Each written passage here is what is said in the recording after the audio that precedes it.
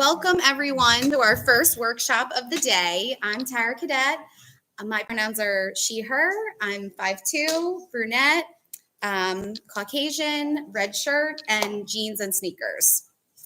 I'm so honored to introduce you to Marisa Zeppieri. Marisa is former Miss New York and founder of Lupus Chick, a vibrant community and platform for warriors battling chronic illness and autoimmune conditions. Additionally, Marisa's memoir, Chronically Fabulous, is available wherever books are sold, and she's been featured in Lady Gaga's anthology, Channel Kindness. Today, she will discuss how broadening your reach can help achieve positive, tangible impacts in your community and the power that can be found when we all come together. Welcome, Marisa. Thank you, everybody. I'm so excited to be here. My name is Marisa. My pronouns are she, her. I am 5'2", although a little taller today thanks to heels. And I'm wearing purple, which is lupus, lupus color. Lupus is the main community that I advocate for. I also have some allergies and fun stuff like that. And brain aneurysm, which is from lupus. So there's a couple different areas. So today I want to talk to you about basically collaborating with people. And I want you to think of this time more as like a really good brainstorming session. And hopefully we can really find some good answers today on your worksheet. And you can take that with you and use that over this next couple months or year. So we'll do that at the very end. And then hopefully some of you will participate with me today because some of your answers are going to actually help with the worksheet later on. Okay. So let's get started. Well, first, I kind of just wanted to talk about the makeup of an advocate. So we're all here because we advocate in some way. And I think at the heart of every advocate is just that we love to help people and we want to help people and we're empathetic. And I know that for me, I wasn't ready to advocate in any way the first few years after I got diagnosed with lupus. I was really just trying to get a handle on everything. I couldn't even imagine trying to even just explain what I was going through to someone because my husband and I always joke about my 501c3 Lupus Chick was originally called Lupus Survival Guide. And that's because all I thought about every day was literally just surviving throughout the day. And you evolve. And that's one of the things that I want to talk about in this is just how much of an evolution takes place when you are advocating for a health condition and just advocating for yourself. And so as the years went by, I became a lot more comfortable just about lupus, explaining it to people, explaining what life was like on a daily basis. And I went to school to be a nurse because, again, I wanted to travel the world on the Mercy ships and help people. And it was just meant that I was going to help them in a different way. And it was through advocacy. And I'm sure a lot of you have similar stories. So we do have the heart to help others, and we like to make lemonade with lemons, which I don't know if you've all met Monique here. She's also a lupus advocate. She's they call her the lemonade maker, which I love. And the other thing is advocacy is really interesting because I've seen, depending on the person, either they sort of had this prior niche area in their life, maybe before they got diagnosed. And for example, say someone who was maybe a mental health counselor or whatnot, and then they got diagnosed. So it seems sort of natural that they would bring their education and their career originally into sort of their advocacy later on. But then there's also people where I feel like the areas of your advocacy sort of find you through whatever you're going through. So for example, I would have never thought that I was going to advocate about maybe brain aneurysms, but that's something that can come along with lupus. So it kind of found me through the years, right? And it's an area that I like to share with people now. But I think you'll notice, especially for the last few days, you'll realize we're part of a really incredible community. The chronic illness community, especially with HealtheVoices, this is my 5th time, is a family. There's this massive chronic illness family around the world. And in some ways, they are closer to me than even some of my own family members, especially my family members that don't really even understand the disease still. And I've had lupus for more than 20 years now, or at least diagnosed. So sometimes I say, like, I kind of feel bad for my healthy friends and peers because I don't know if they've ever experienced just such a loving, just incredible family that we don't have to like put on airs and we can just be honest with each other and say like, yeah, today I'm having a really bad day. So I hope that you feel that, especially after this conference, of just you are part of a family. If this is your first time here, like you are never going to forget this experience. And I hope that you understand that like you are with your people. You have found your people. Okay, so today we're going to talk about collaborative advocacy. And basically, as you can see from the little people on the screen, I call it just a unique group of experts sharing knowledge for the greater good in order to reach more communities, educate the masses, and help others. Because without that, even though I believe like one advocate alone can do incredible things, right? They always say like one match can start a forest fire, but together, but alone, like we're sort of more like segmented, right? And we have more of a narrow reach and just more of a narrowed message. And what I mean by that is I'm giving you just an example. The first few years of when I was diagnosed, I sort of stuck to these things in my advocacy journey and when I was speaking online. And it was mostly because these were the things I was most familiar with, and it was what I was really going through at that time. Journaling was a big thing for me. Mickey is here, and he's in the back there if you want to wave. He really shared with me, like, you should really be journaling all of this, like every day. And so I started doing that, like every day, just what your symptoms are, and things that happened during my day. And I mean, everything from what I was drinking and eating. And it sort of just became like this thing. Anyway, I wound up becoming a journalist, go figure. So, but the great thing was because I had all of that data, I was able to actually learn like over the next year or two what my triggers were, because I could start to see patterns when I started all of this like intense journaling. And so not only my triggers, but the things that were causing me to have more flare-ups, which are really common with autoimmune disease, and any stressors. And so I talked about those things online because when I was diagnosed, we didn't have social media. We didn't even have blogs at that time. No one ever told me, hey, you're going to have triggers and there's going to be things that cause your symptoms to increase. My doctor never mentioned things like that to me. So I started talking about that online, and I started seeing like this light bulb go off for people. Like, yeah, I notice every time I'm in the sun, or when, a few days before I have my menstrual cycle, like my symptoms go out of control. No one else told us these things.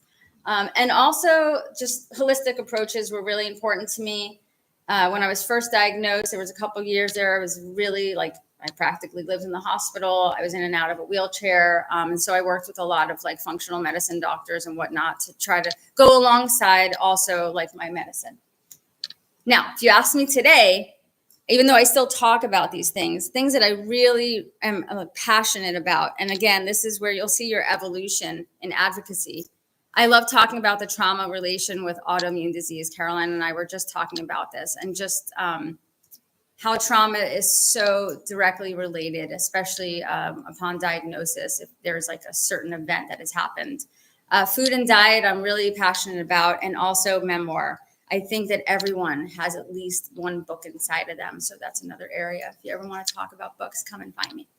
So this is something I wanted to ask for anyone that's willing to share. If you could think of like 2 or 3 topics that you find yourself talking about or highlighting over and over again on your social media or however you do your advocacy, if you could just tell us your name and what you disease group like you advocate for and what some of those topics are, and we're going to use some of that later. So does anyone want to throw it out, Brittany? Brittany Kiros, I'm on MS. I work in the space of multiple sclerosis, and I really pitch all the time that I cannot imagine why grief counseling is not implemented in the space of diagnostic for incurable progressive illnesses. Absolutely. Thank you. Anyone else? Hi. There's so many. So Okay. I'm Kit. My advocacy surrounds schizoaffective disorder. My videos alternate between talking about personal stories and experiences and how the illness has affected me, deep scientific dives into stuff. So I do like research and I talk about the stuff I research, and then I just have fun stuff that I like, travel blogs and just basically little passion projects. Perfect. Yeah. Okay. Yeah. I'm Ashley, eczema patient advocate. A lot of what I talk about, definitely this, but a lot of it is the day-to-day management of eczema and just tools and resources you could use today to support you when you're having a flare-up and to prevent flare-ups. And awesome affirmations, right? Absolutely. That was so cool last night. And then someone else, okay, go ahead. My name is Ian Patton. I advocate in obesity, and a lot of the stuff I do now is more focused around patient engagement and research, a lot of medical education. So I do a lot of stuff with doctors and healthcare professionals and Okay. medical practice guidelines and those sorts of things. So it's not so much the sharing my story as much as I used to. So it's kind of taking a different turn for recently. Okay. Yeah, and I think that's natural for things to evolve over the years. Go ahead. Yeah, my name is Elliot Gilbert, and I advocate for multiple myeloma and health disparity in the Black and brown community. And one of the things I wish was talked about, and there's two things. One, when you're living with chronic illness, intimacy. And secondly, I know it's a topic that people don't want to talk about, but we should, is end of life. It's something that we should, talk about because there's things to do and be prepared about. It's part of the equation, whether we got the chronic disease, we all got to deal with that. Yes. I completely agree with you. All right. So, go ahead. Peter Kofkin. I've been doing prostate cancer since I was diagnosed 10, 11 years. And because it's a man's disease, I naturally interact with men more than women. And so it's kind of evolved from just prostate cancer, the fact that men don't talk. Right. Men just isolate, shelter in place. And so to me, it's not so much telling my story, but listening to their story. Just finding, the crack and kernel where they can finally open up and just talk about things that they've buried for forever and ever. Right. And it just frees so much. Just the listening process is essential. It's so important, especially because we know men don't use as many words as women. So if they start talking, just let them go. Go ahead. I'm Rainey Lewis, and my focus is pediatric brain vessel disease. And a lot of what we do is focusing on what are the next steps. Okay. After diagnosis, what to look for, what can help. Accommodations are also like a super big one, and the importance of that you do not have to walk this on your own. I love that. Yeah, accommodations too, and employment I think is so important, like career-wise, and it always sort of gets me, even because obviously we all want to work and be able to take care of ourselves, and just the finances that come with a chronic illness, and just there are so many laws actually for us with the ADA and different accommodations that you can get, like even in just an employment setting, that some people are just unaware of. Like I was completely unaware of until another advocate brought it up, and then I did a deep dive many, many years ago. So this is why collaborating is so important. So I want to give you some very specific examples of ways I've collaborated in my same space and also completely different spaces. And then we'll kind of move along and get you started on your worksheet. Okay, so this is my friend Nicole. We've become just such close friends over the years. She advocates in the lupus space as well. But Nicole deals with kidney issues and complete hair loss. So two things that I don't really struggle with as far as lupus. My lupus is very different than hers. And so Nicole gave me an entire education on not only just the different types of hair loss and alopecia and things like that, but all of the medications and things that they try for treatments. And then because none of those unfortunately worked with her, wigs is apparently an entire, like that could be like a whole thing on itself, like just how deep that goes, and hair pieces. And she's so knowledgeable about that. So because so many people in the lupus chick community were dealing with hair loss, Nicole and I partnered. We did a bunch of videos online.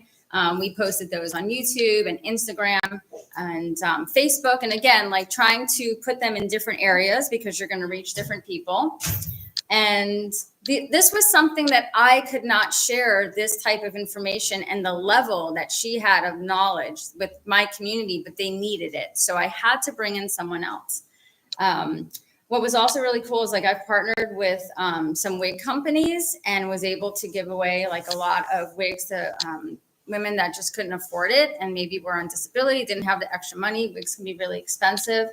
So that's the other thing, like not just partnering with another person, but when you are doing a collaboration, look at some of the brands that are out there that sort of fall into your area and reach out to them.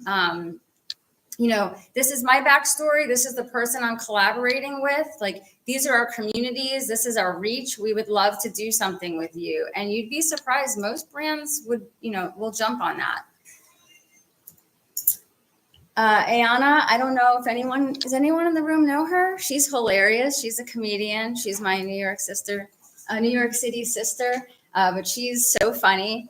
So, okay, Ayana and I wanted to do something last year for Lupus Awareness Month. So she's Indo-Caribbean. I'm Italian and I have Middle Eastern as well. And so when I went on my own and I wanted to do some research on the Middle Eastern community and lupus, what I found was that Middle Eastern, Indian, and Indo-Caribbean are typically always counted as Caucasian in medical studies. There is no data. There are no real numbers on how many people are affected, which blows my mind in 2024.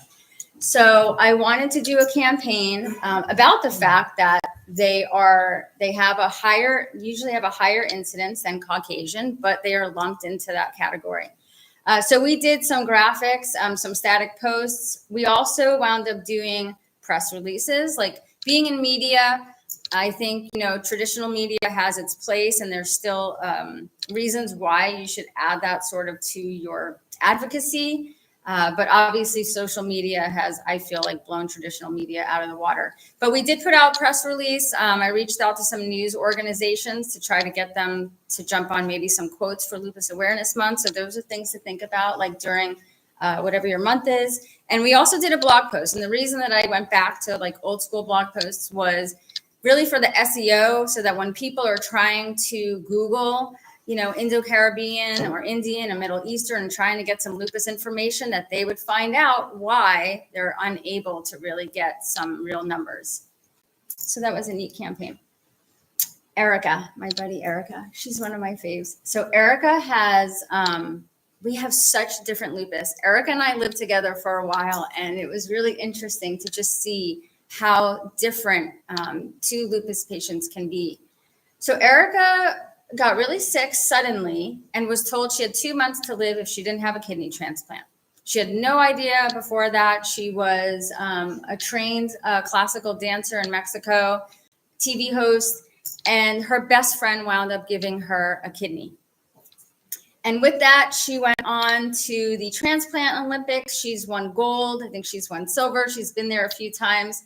She's incredible. So she can talk about a topic I literally know nothing about, and that is kidney involvement in lupus. And so I have brought her on multiple times, and we've done different videos for lupus organizations, blog posts, working on mini documentary filming, which is something that was helped out from HealtheVoices Impact Fund. So definitely apply if you have an idea. And we do a ton of videos on Instagram and TikTok, especially when we lived together, because we were always together and we're both a little crazy and wild. So that was a lot of fun. And also, I didn't even put it on here, but you reminded me when you were reading the bio. Another same space collaboration was with Lady Gaga, because she's got this borderline lupus link. And her mom, I got an email years ago when she was writing her anthology called Channel Kindness. And it's basically a collection of stories of people that are doing things for their community. And she highlighted Lupus Chick in her 35th chapter, because one of my passions at Lupus Chick is helping people that have lupus be able to finish their college and to help them be able to pay for that. So I got diagnosed before I finished nursing school, and it completely derailed what I thought I was going to be doing. And so we've given out 19 college scholarships so far through Lupus Chick. So that was really cool. Thank you. Hopefully we can give out a lot more. So now I'm going to jump over into when you're collaborating with people and some ideas for completely different condition spaces. So if you don't know Nate Tucker, you should follow him. He's amazing and he's so funny. He has RA. He's a photographer, travels everywhere. He taught me a lot about different mobility devices and aids and things that even like him and his family have designed and created to just help him just even put like socks and shoes on, like things that I don't even give a second thought to. So he really opened my mind to that. And so we have collaborated as far as that mini documentary, and I have brought him on a few times on Lupus Chick to just share, because there's so much overlap. And especially with autoimmune disease, I have a lot of people in the Lupus Chick community that wind up getting diagnosed with like thyroid or diabetes, RA. And at first, you know, if you're newly diagnosed, you've probably never even heard the term overlap, and you have no idea that you can sort of collect different autoimmune diseases as time goes on. So he was a great example of that. And then Heather, she's healthy. Like she just has a heart for people that have chronic illness. When she was in her graduate studies, she's a licensed social worker. Her project back then was creating pamphlets for different illnesses for doctors' offices so that people could just pick them up while they're sitting there waiting. And she actually reached out to me because lupus was sort of the next area. So I kind of like that because it was like more like traditional print, the time frame where I come from. And that was a really neat little collaboration. So I'm sure over the last couple of days, you've heard so many different ways that you can sort of come together. These are just some examples. I just want you to look at those really quick. And then, like, I'm not on Snapchat or some of these other things, but if there's any other potential formats not listed here that you have done or that you're interested in, I'd love for you to just share, because there might be someone here that is not even thinking.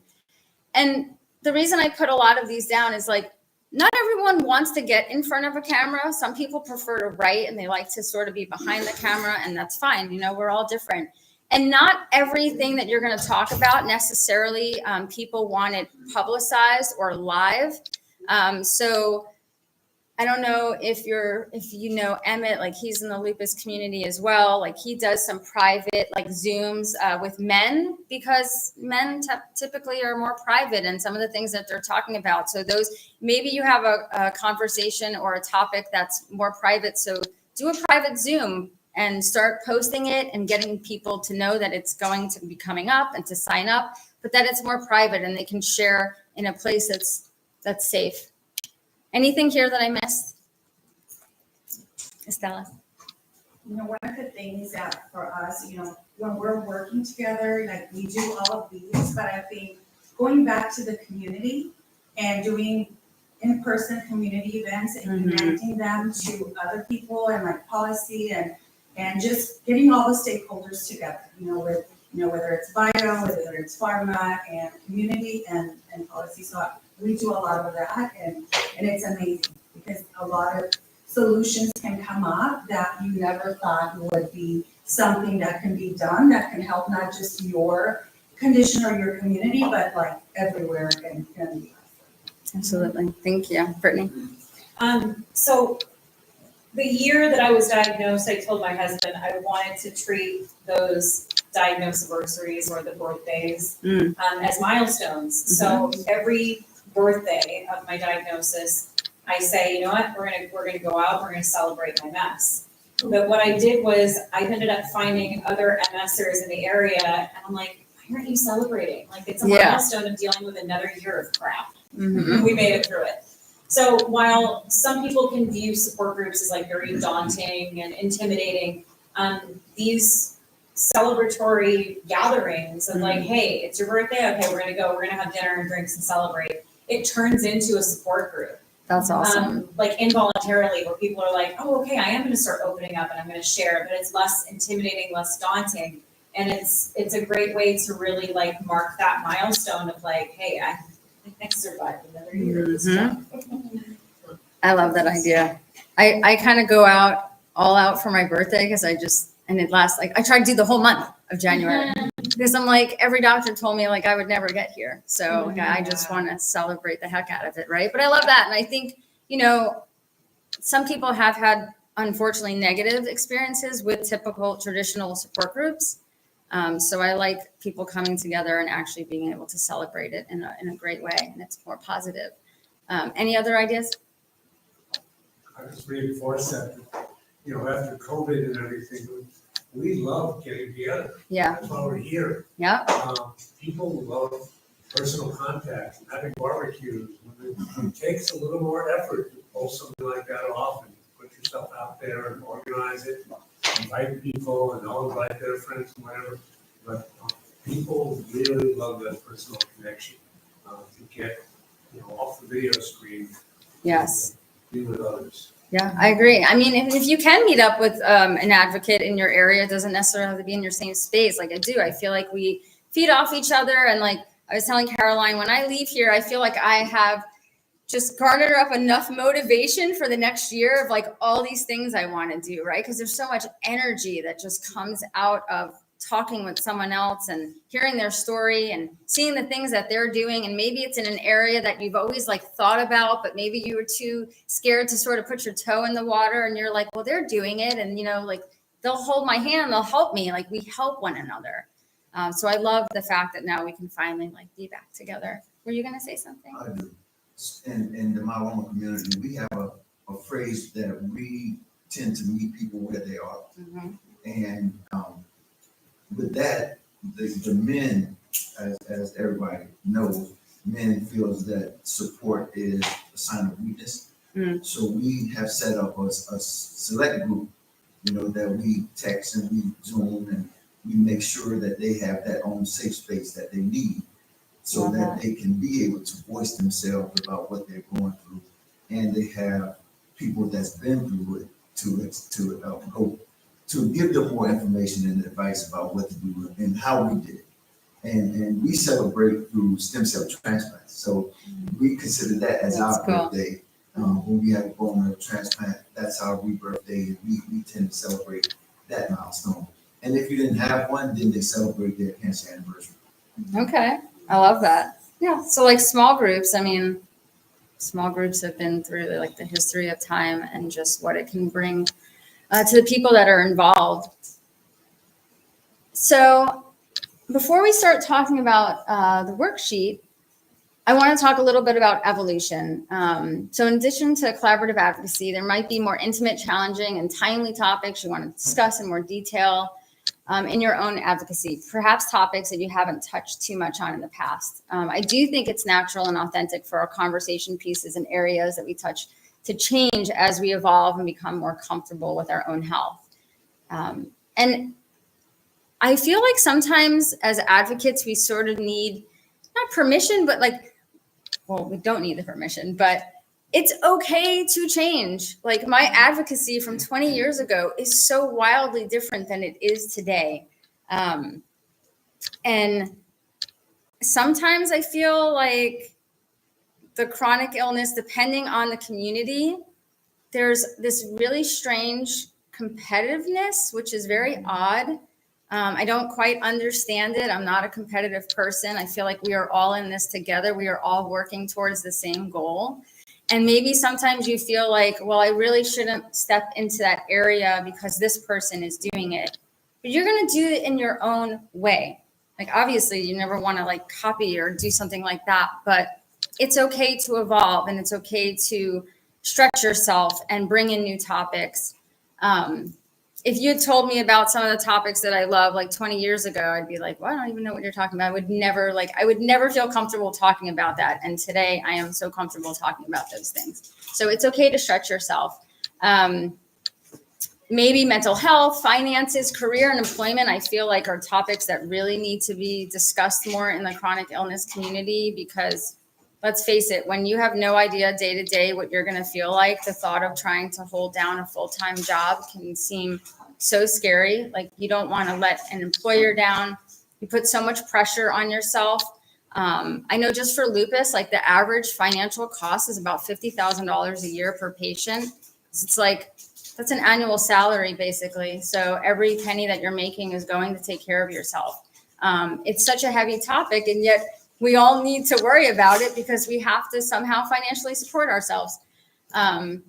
Things like parenting, which I don't have children, so I don't talk about that. I give you guys a lot of credit. I'm glad that I kept my dog alive for 17 years. I take that as traveling. Obviously, traveling with a chronic illness, just coming here is so many things come into it of what you need to do so that you sort of make it through those 3 days and don't put yourself into a flare that when you get home, you're in bed for a month. Sex, obviously, politics, the influence that it has on our healthcare and our healthcare system is so needed right now. Disability rights, and what does our healthcare landscape look like after COVID? That's a huge topic as well. So many things have changed. So what other areas come to mind of maybe that you are newly talking about, or something that you did not share years ago, but it's an area that you're really passionate about now? Anyone? I mean, you mentioned trauma. Not that I didn't talk about it then, but I feel like I have the words to even emphasize it now. And I have examples of individuals who literally something happened, whether their sister died or they got into a car accident or whatever it was, and then they started flaring up. Right. Which is very different than like myself, where I was diagnosed as babies. But there's even generational trauma and all of that comes into play. And so just I started talking about Reiki and the importance of energy healing in our space. Because people will be like, I don't understand why I have this one flare right here and it won't go away. Well, have you considered energy healing before? And so just opening them up to different options and modalities of healing that are available to them. Yes, it's an area, I'll get into one second. It's an area I'm so passionate about because no one, like I said, we had none of this when I was first diagnosed. No one ever said hey, was there one specific event that sort of pushed all of these symptoms and caused them to express themselves in your body? And then I remember the first time I heard that and I was like, well, yeah, there was. And then I did a whole deep dive on that. And I was talking to Caroline earlier before this, and I told her I just put out this random survey one day online on my Facebook and my Instagram to our Lupus Chick community. And we had about 500 responses. And I said, can you identify a very specific trigger right before your symptoms came out? And with lupus, it's often things like physical injury, illness, like pneumonia and COVID. I see a lot after COVID, pregnancy because the hormones shift. I got run over by a truck when I was 23 years old when I was crossing the street. And I got hit by a drunk driver, and I spent about a year in recovery. And that is when all my lupus symptoms came out. It was very clear. And Caroline and I were talking about how the largest number of that 500 that actually answered, of mostly women, because we do, obviously, lupus affects men and women, but about 95% of those people that answered that day were women. And the majority of them noticed their symptoms after a sexual assault rape.